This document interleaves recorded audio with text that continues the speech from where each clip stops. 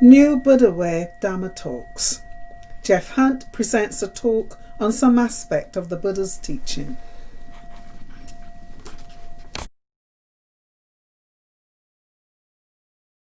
Everyone, good to see you all. There are 45 of you here today, and not all from England, some from other countries. Very good to see you all. We've had 32 of these community sessions in Zoom. I can hardly believe that myself. It's 32. Today I'd like to do something a bit different, especially aware that there are some newcomers here. And that is to look at the meaning of the bells that are used in Buddhism, to meditation, when there are large groups. We might think that a bell is just a bell. Well, what we learn in Buddhism is the bell is not just a bell. In fact, you could say it's quite a profound statement that nothing is quite what it appears, to look a bit more deeply. Bells are used widely in Buddhism. And for obvious reasons of coordination of various activities during a session, for example, as you've seen today. Also, it's a gentle mark of discipline that sometimes we have to tell ourselves to do what we might not particularly be inclined to do. You hear the bell saying, wake up, basically.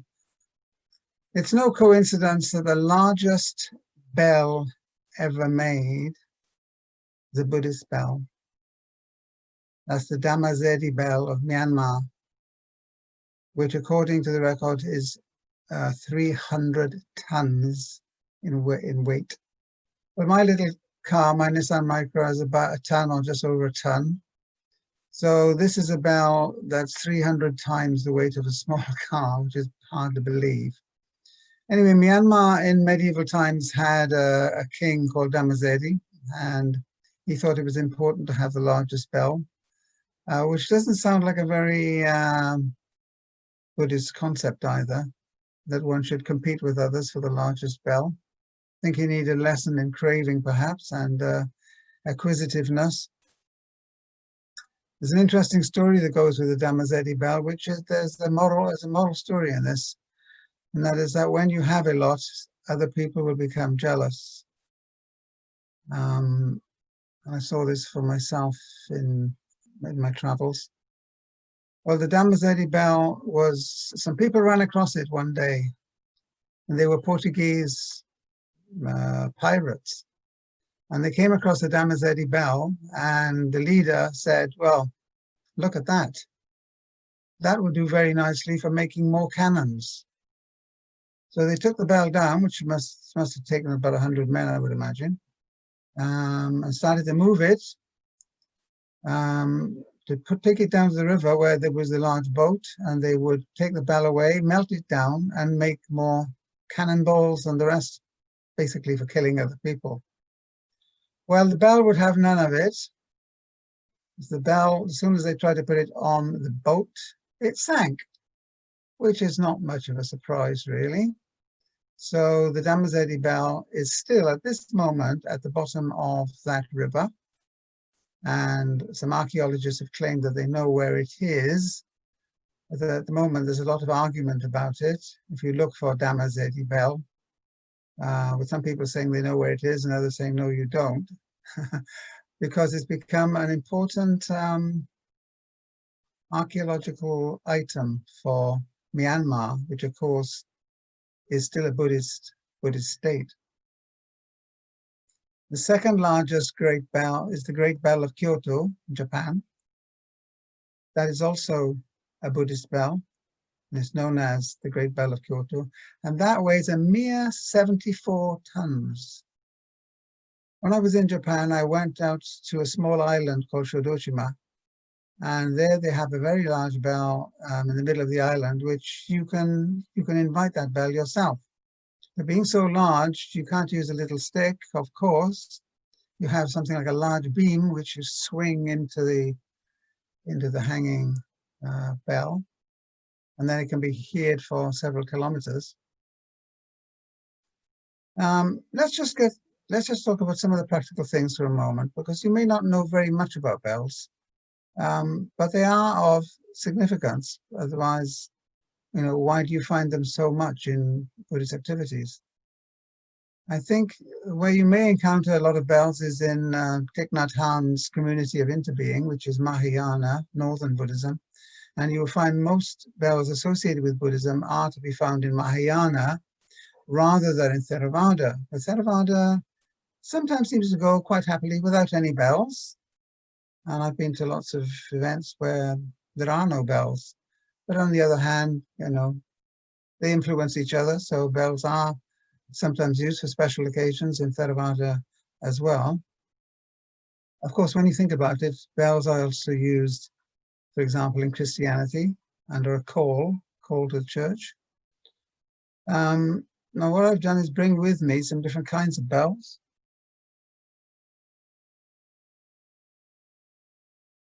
You all see that? Right, that is an ordinary small singing bowl. The sound will not come across in Zoom. I don't know whether that sounds like anything. But I would just gently recommend to you that you get one of these if you can, because I'll give you the reason as we go along. So this is used, very regularly as we use it in our session. Another bell which is used by the Tibetans a lot is a handbell. It's used mostly by the Tibetans, but not so much by the other traditions. Then there is what I call an upside down bell. But if you turn it that way, then you see it actually is the same shape as a singing bell. But the reason it's so small is that we can use it in walking meditation without having to carry a heavy bell around. So that is used again a lot in Mahayana. Then these are the most intriguing of all. These are symbol bells. And they're used mainly in Tibetan Buddhism, especially for walking meditation. I think Gordon is here somewhere. Gordon, you're there? Yeah, I can see you. So Gordon in New Buddha Way used to use these quite often for a side group that we were having when we had the Quiet Center. So they're quite nice, but they're not very common in Theravada or other groups. Finally, the pièce de la résistance, the super bell, which has a cushion and a stick to go with it. Why does it have a cushion? When I teach this in schools, kids always ask, why has it got a cushion? Well, if you think about it, if you put that on a hard surface, given that it's round on the bottom, it's going to move around every time you invite it. So you put the cushion there, and then that is not going to bounce about. So that's got a very deep sound. I don't know how it sounds on Zoom, probably not very well. Now, the bells that are shaped like this, the small one and the large one, can also sing for you if you go around the perimeter with a stick. That's what they call singing bowls. And the real question is, what is the meaning of the bell? Well, a bell nearly everywhere is an awakening. You wake up to the sound of the bell. So there's that connotation.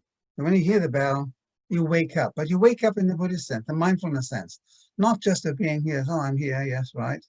But I'm aware of myself, aware of my actions, aware of my thoughts.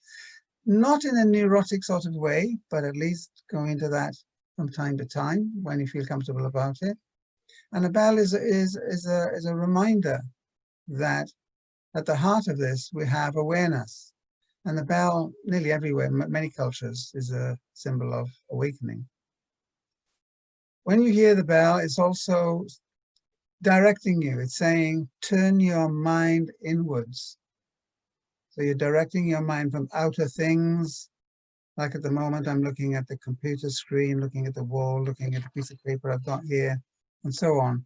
But now I need to turn my mind inward, and that's another thing that the bell is doing. It's telling you to wake up, be mindful, look into yourself. And something that's very important about it, and this is the key to it. If I write this up, I would call it the bell of the eternal moment. Now, that's what I want you to think about. Eternal moment. The bell is the sound of the eternal moment. The way of thinking about it. You don't have to think about it, but if you think of it in that way, you might find there are some benefits and things start to hang together. Here, and it's a sort of here and now bell. Now, you would have heard this phrase, here and now, very often. Bring the mind to the present moment. And the present moment, if you really stay with it, is beyond, well, it's difficult to express, but it's beyond time. It's not about the past, it's not about the future. One's mind doesn't have to be in the past or in the future. It's just resting. Okay? So the bell symbolizes that eternal moment, a moment that is neither future nor past, but which is eternal. The sound of the bell asks us, if you like, to move our mind into that frame. So it is drawing attention and reminds us to turn inward, focus, and to do something which is rather special. Let me put it this way, put it as a question. Is the bell sound an inner sound just in your mind? Is it an outer thing that is just in the bell? Or is it neither? Is it perhaps in the relation between the two? Or is it both? A good place to start with this is to realize that bells cannot be heard beyond our atmosphere. You take a bell into outer space, you can bash it as much as you like, you're not going to get any sound out of it. Because of course we know now that the sound is in the airwaves. Okay.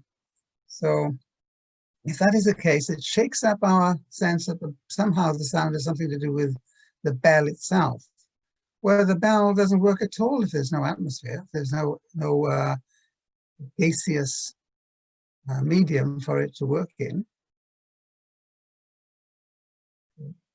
So ask yourself, when I listen to this bell, is the bell somehow in my mind?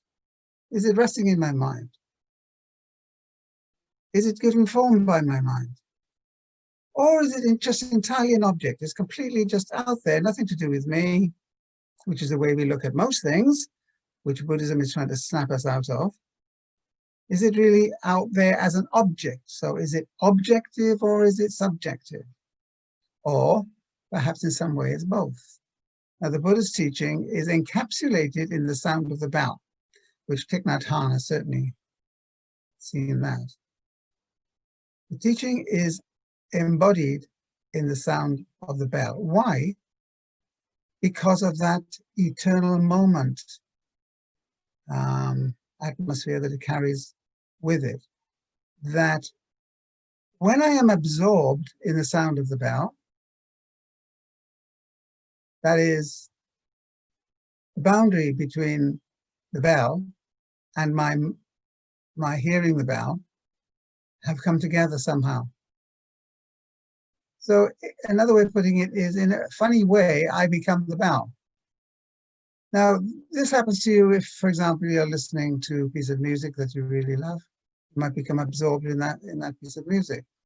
With a work of art, you look at a work of art, and sometimes one could get lost in it, especially the great works of art.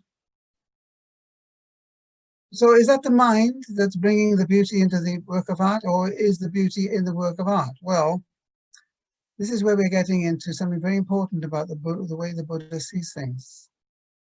And that is that we human beings, despite appearances, are embodied in what we see around us.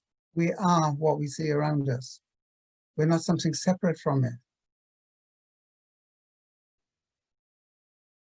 That's a very important point. It might sound strange or silly, but actually, in some ways, it sounds up the Buddha's whole approach. Now, that is sometimes called non-duality, but that doesn't help us in itself. The point is being absorbed in that moment.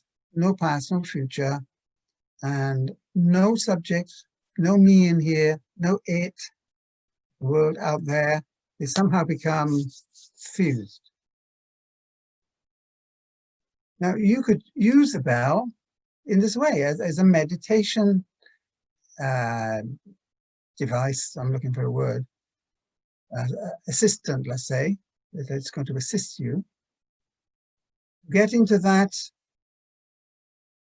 entirely natural frame of mind of being absorbed, as you are indeed absorbed in the world around you. You are the world. You're not a thing in the world. You're not a thing of the world. You are the world. Okay? It's difficult. That sounds strange in words, but if you have the experience of it, you'll see exactly what it means. Because it has ramifications for the whole way that we think about things, which we go into much deeper when we get to the root session, which we put on some Saturdays, which you're entitled to come along to if you feel you've got far enough with the community sessions. Okay, so the real importance of the bell is that it is an eternal moment, or it indicates an eternal moment. It points us in the right direction with what our mind should be allowing itself to do for us. Instead, it is so stuck with the things around it and with its image of itself that it can never see the miracle of just existing at all, and what that means, what that is. Well, we'll come back to that in the root session. So, a bell supports practice. It returns us to the present moment, what I call the eternal moment. The sound of the bell is the eternal moment. Some groups have a bell master, but I think we should scrap a lot of this sort of hierarchical thinking, including in my own head, because it's difficult to break away from old tradition. But if, in fact, anybody can invite the bell. What is important is that when they invite the bell, they do it with an understanding of that eternal moment. Is this sound me, or is this sound outside me? Which is not an answerable question, actually, but a good question to ask. So notice that, some of you will notice that we invite the bell. We don't hit the bell, we don't bang the bell, we don't even ring a bell. We invite the bell. And many people have asked me, why would you say that? The bell is not alive. What am I saying? Please, bell, are you going to ring for me today? No. But you see, what it is doing is drawing your attention to the bell that is you and the you that is the bell. Because somehow they come together in that eternal moment, in which they are neither subject nor object. So we invite the bell is kind of shaking us up to how we see the bell. The bell is our support in the eternal moment that where we can completely be at peace. So we invite it. When you invite something, you're showing respect to it. A bell is just not a lump of metal. A bell is the eternal moment when the sound of it emanates from it. Okay, we've already seen in You But Away that we invite the bell around the Four Noble Truths and the Eight Noble Paths, but now I've given you some significance for the sound of the bell. You might view it rather differently. It is not just a bell and is not just a lump of metal. I'm going to ask John, I know he's there somewhere. There's so many people on the screen. Right, John, I can see you up there. Have you got your bell with you? Because John is going to tell us quickly, because we haven't got too much time now. John made this bell himself. He's going to quickly tell you how he could have made a bell and why and how he made something that is more than just a bell. Yeah, over to you, John. You have to be unmuted. Yeah, thank you very much, Geoff, for sharing this insight into the significance of this object, this little shiny object. New Buddha Way actually helped and sponsored me to go and experience the actual making of this particular bell here. Can I start off with probably quite a bad joke? Is knock knock, and you say, who's there? I say, Isabel. And you say, well, is a bell necessary on a bicycle? Well, I actually rode to the place where I made this bell. And it's good that you said that, you know, I am the bell, because I couldn't ride my bicycle if I wasn't the bell. Sorry, I'm getting... Sounds strange, but... No, but it's true.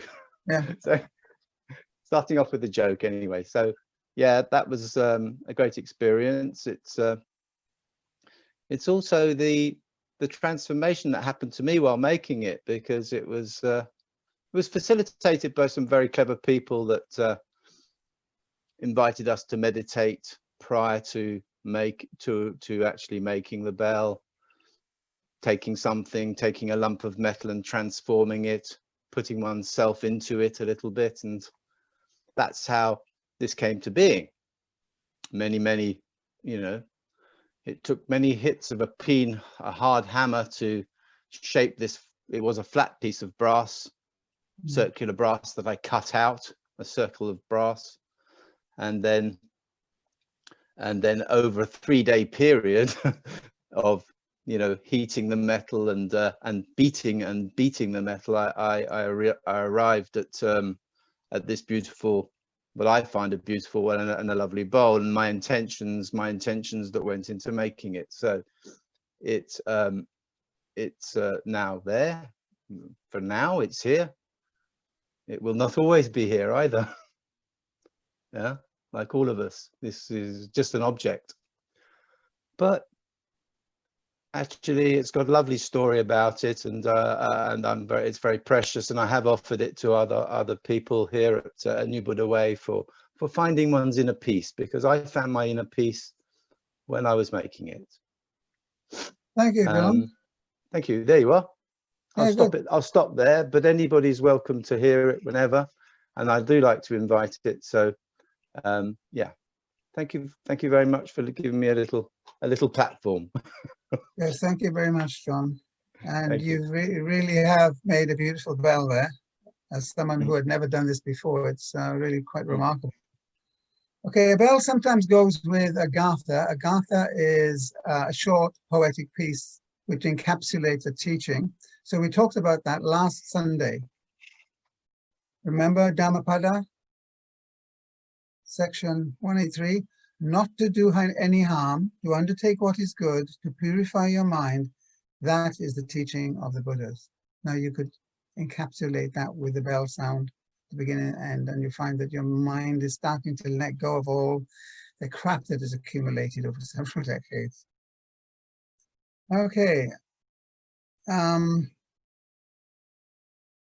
whom the bell tolls. We've all heard of this title of a book by Ernest Hemingway about the Spanish Civil War.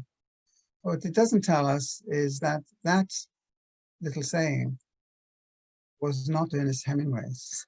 It was John Donne's. John Donne is one of the most mystical, if you like, of all English poets. And you would think that he was a Buddhist sometimes when you read his poetry. It goes back, I think, to the 17th century. John Donne, D-O-N-N-E. John Donne, in one poem, said this. This is what he said. I'm going to stop now. Diminishes me, for I am involved in mankind. Therefore, send not out to know for whom the bell tolls. It tolls for thee. Ask not for whom the bell tolls, it tolls for thee.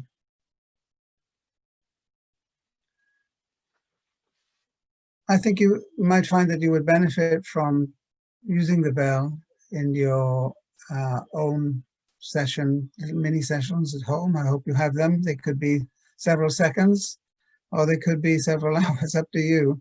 But it's good to have the bell. You might think they're very expensive. Well, the large Tibetan bell did cost a lot of money. But these small ones, which are made from a different process from how John's made, was because this is a spun bell. It's been on a lathe. It was not beaten into shape. You can get one of those probably for about £10. So I've seen them for £20 because they're all a little bit different. They're all a little bit different. So please think about whether you'd like to incorporate that as a support, not as a decoration. It's not an ornament. That's an important distinction. We've got lots of ornaments. It's not an ornament, it's a support for your meditation. Okay, I will stop there. Thank you very much for listening to me.